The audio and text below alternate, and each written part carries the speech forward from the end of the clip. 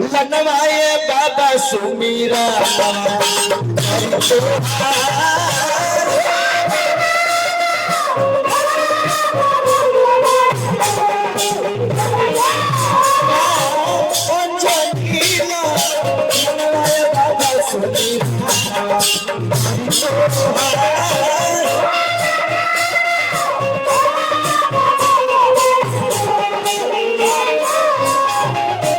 हनुमान जी के गोर लगते हुए दे देवे के बावन समय हनुमान जी ऐसा देता रहनी कि अपन देश में ना इंडिया में नहीं हनुमान जी तो विदेश में जाके रंगदारी की।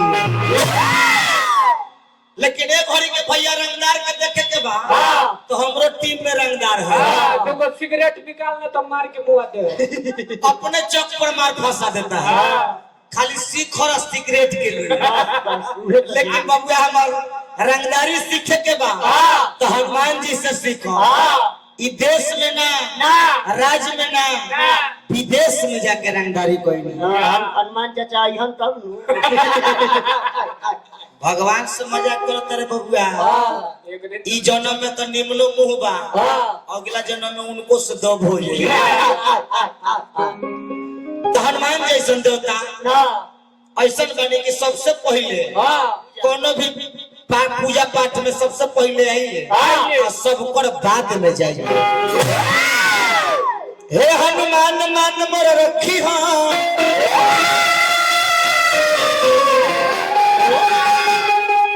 गान तान के गावत बानी पृथ्वी नहीं नदी में तू ही जनी हो। हे बाबा चरणन में शीश झुकावत बानी। कार्तिक महीना चलत में कलाकारे बतावेला कि महीना कौन चलता कजी कार्तिक महीना है तो छठ गीत कलाकार गावे फागुन महीना हो तो कलाकार होली गावेला चैत महीना हो तो कलाकार चैता गावेला आ खरमास आ जाई तब व्यास जी सोच जाए। हां भाई खरमास में कार्यक्रम चलेला कहे के बाबू है भाव में कि छोटी मोटी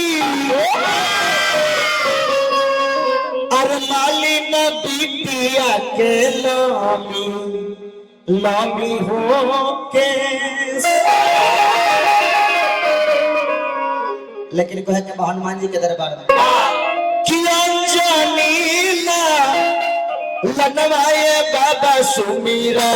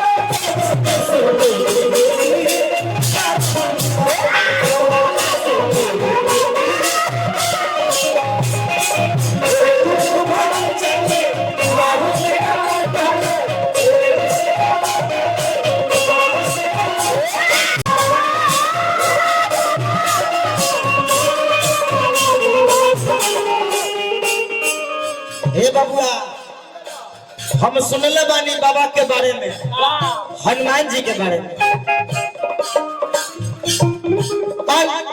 लंका में जाई करो लंकन के मानी अरे मन पसंद फल पूरी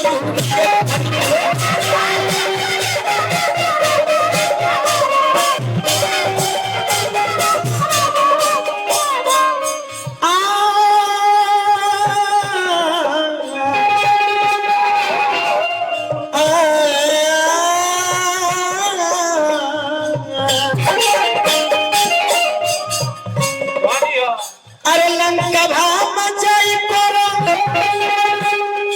लंकन के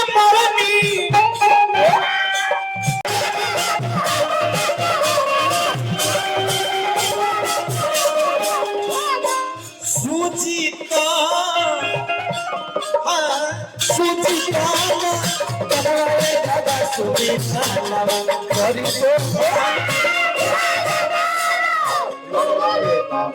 अनिरुद्ध कहेला जाने करो ओकर एक नंबर ई जन्मल ई गीत बा आधा कहलो आधा पुलिस काका के हो पुलिस काका सूझी तो ना बनवाए बाबा सुमिराना करी तो अरे तो ना